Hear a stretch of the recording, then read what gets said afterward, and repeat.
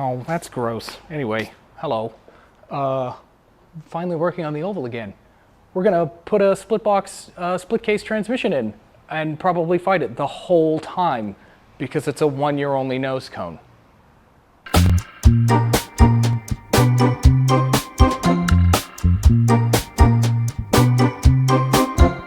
Oh, I'm so awkward.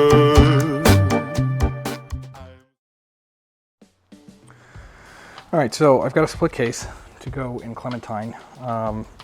This is a 1960 split case, and 1960 has a 1 year only nose cone, and it is not the same as the 1957. So I've got to do some fabrication nonsense to try to get this to fit in, and then once I know that it's going to fit and everything's going to shift fine, I'm going to pull it out again and clean everything up and paint it with stupid colors and whatnot, and then that'll go back in. Once that's back in, I did finally take apart the 36 horse that's going to go in it. Everything looks really clean. This honestly looks like it was rebuilt fairly recently. But Jason was right.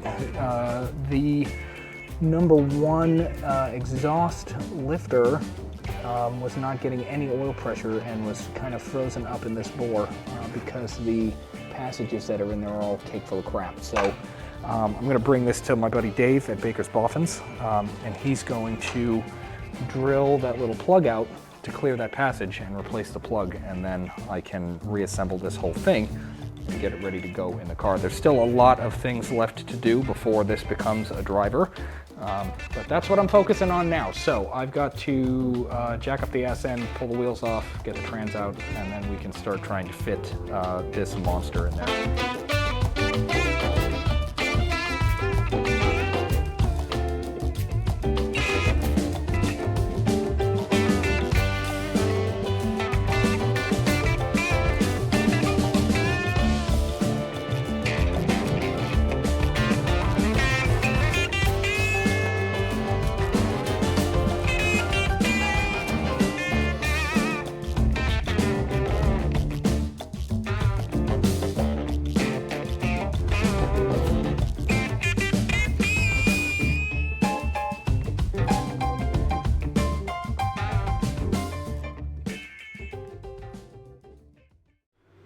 All right, we got the old box out, so now I can start trying to get the new box in. One of the issues that I'm going to face, or that I expect to face, is that on the other box, I need this hockey stick, which is the gear selector, to be in the center of, why don't we focus on that part, please? In the center of this hole. And the nose cone mount that's on that transmission may not allow that to happen. So I may have to make some sort of adapter or what have you to get that at the center. But I won't know until I try. So I'm going to kind of dry fit the box. I'm going to wipe all this up, first of all, dry fit the box and see where that lands. Maybe we'll get lucky and it'll be where it needs to be. But we're going to dry fit it first and see what needs to be done. And I'll show you what I mean by being in the center of that and, you know, having to change all of this crap. All right, get this steaming trash pile out of the way.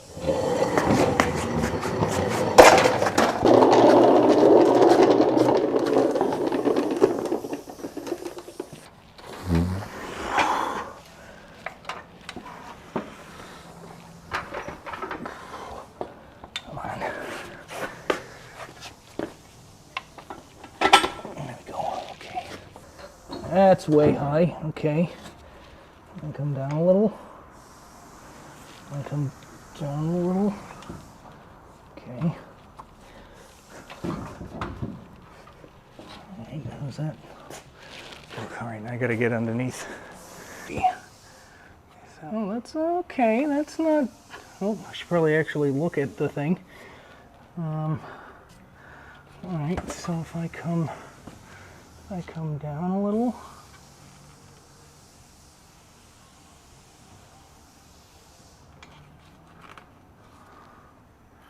It might actually mount up right there. Come on. Come on. Oh, the other side's off. Okay. Alright, I I gotta play with this a little bit, but it looks like these might actually mount up. So I'm gonna get these in. I'm gonna pull the front strap with the mounts on here off and see if I can get those to line up with these. And then I'll check to see where that hockey stick is coming through. Okay, I've got it all bolted up. It actually looks like it's in a pretty good spot. However, when I look in here, it is slightly off to one side of that hole. It also looks like it's a little low. I don't know if there's anything I can do about that. So what I'm going to do is I'm going to hook the shift rod up, put a shifter in it, and see how happy it feels, I guess, and just see what happens. And then I might try to take some measurements, whatever measurements I can here, just to make sure that the box is straight, I guess. But I don't know if the body's straight, because it's definitely been hit, and who knows. Honestly, that being off to that side makes sense, because it was definitely hit here, which would push this that way and might pull the nose this way. So, you know, I know the body's a mess, so well, as long as it shifts, I don't really care. So let me connect that rod up, put a shifter in it, and we'll see what happens. All right, I've got a shifter in. I've got the copper connected back here, and everything seems to go really easy. You know, it's always going to be a different story when there's a motor in it and a load on it, but oh, now why is that fucking up? Okay, this was working a second ago. So first, second, is that third?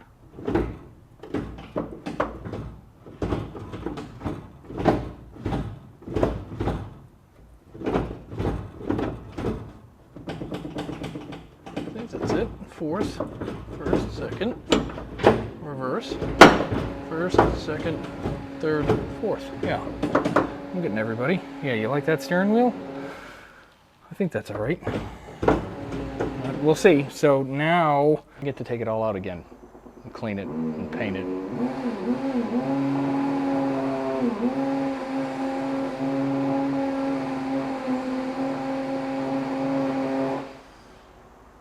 And start harvesting brake parts from whatever I have around the shop to maybe get brakes in it too. That'd be nice, huh?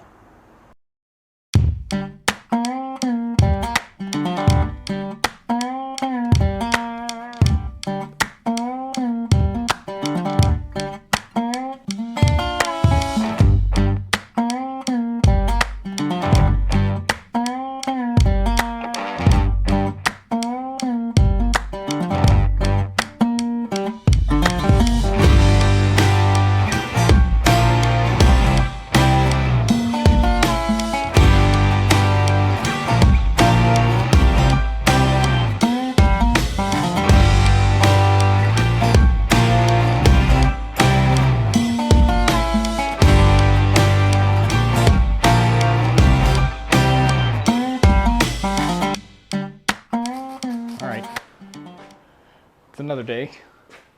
Got the gearbox painted up. I've got the engine bay painted up. I have the underside painted up.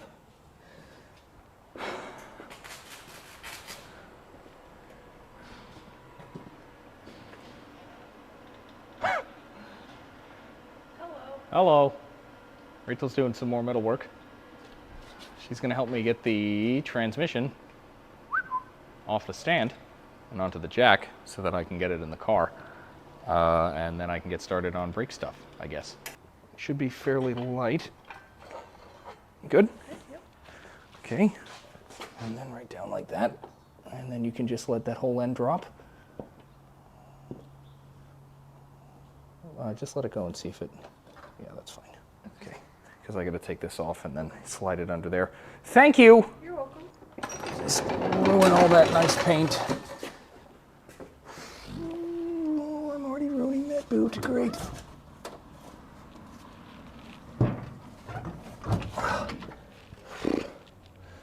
Okay. All right, just gotta bolt it up now, I guess. Okay, I might be a little bit loud right now because Rachel's grinding and making all the noise. We got one side of the brakes together. We've just kind of been like piecing bits together. Pretty sure these backing plates don't belong to the car. These shoes don't belong to the car. These drums don't belong to the car. And all of those don't belong to each other, but we're gonna make it work, I hope. So I've gotta get shoes on that plate. I've gotta find another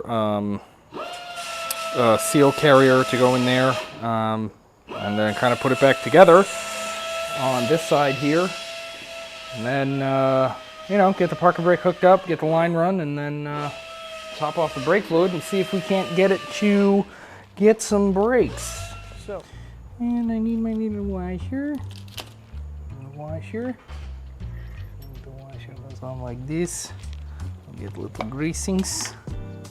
This. This means here. Push on. Like this. Take this guy.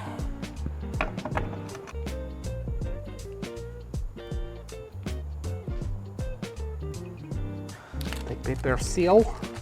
Make sure you rip it when you take it out of the bag. Like this. Very nice. Paper.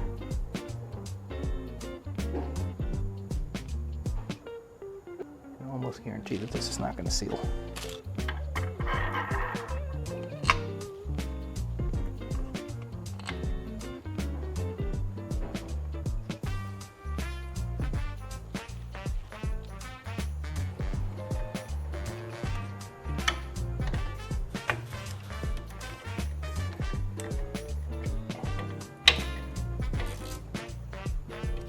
Got all this set up.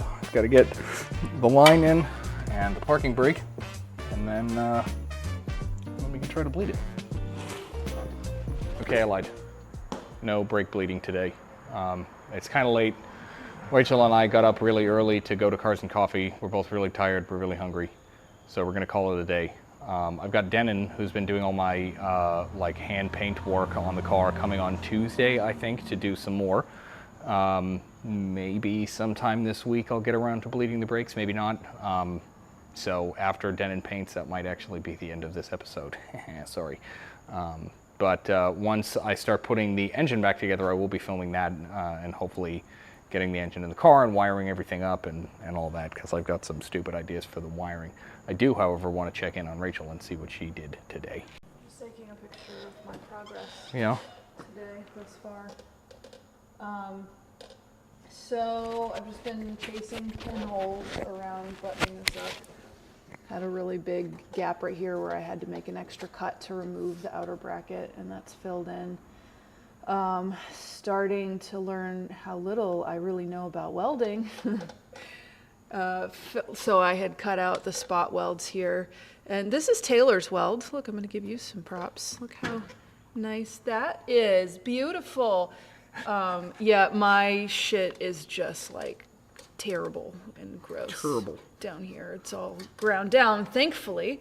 But yeah, I have some learning to do. Oh, and I filled a hole here, so there was another hole like this that was like, you know, rotted away. And I'm actually really pleased with how that came out. It didn't actually blow up to be significantly larger than it was, thankfully. All right, it's another day. And I had Denon come by yesterday, kid that's been doing all the hand-painted stuff on Clementine for me, to do something that I've been planning to do for a while now. And y'all, I gotta tell you, I am so thrilled with it. So excited to show you this. Check this out.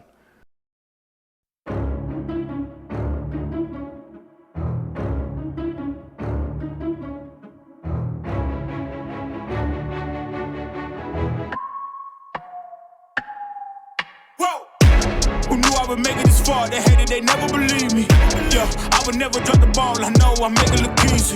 Yeah, Mayweather with the defense. I don't care what a critic gotta say. I got them picking up the pieces.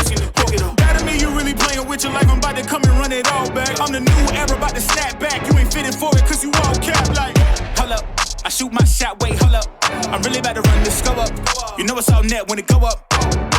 Ain't got no other plans, you don't need to understand, ayy. We on overtime, you don't need to understand, ayy. You just show them how to do it when you don't know what to say. Tell me how you plan to win if you plan to play the same. Moving fast, already gone, yeah, but you bringing me back. Try to double cross me, dog, just let me relax. Stop assuming what we doing. Keep it moving, what we doing. Cause it can get dangerous. Cause it can get dangerous. Cause it can get dangerous. Ay, please don't play no games with me, I promise I'm too much. Ay, I can never let up even if you had. I think that's gonna do it for this episode, because I still have no idea what's going on with the 36. I haven't heard back from Dave yet, but also something else arrived yesterday. This isn't a joke. This is quite literally the oldest thing I've ever worked on. Y'all want an episode? Well, thanks for watching. Subscribe if you haven't already. Leave a like, leave a comment, share with your friends. And, we'll see you at the next one, where maybe I'll be having a look at this 1936 Dodge D2.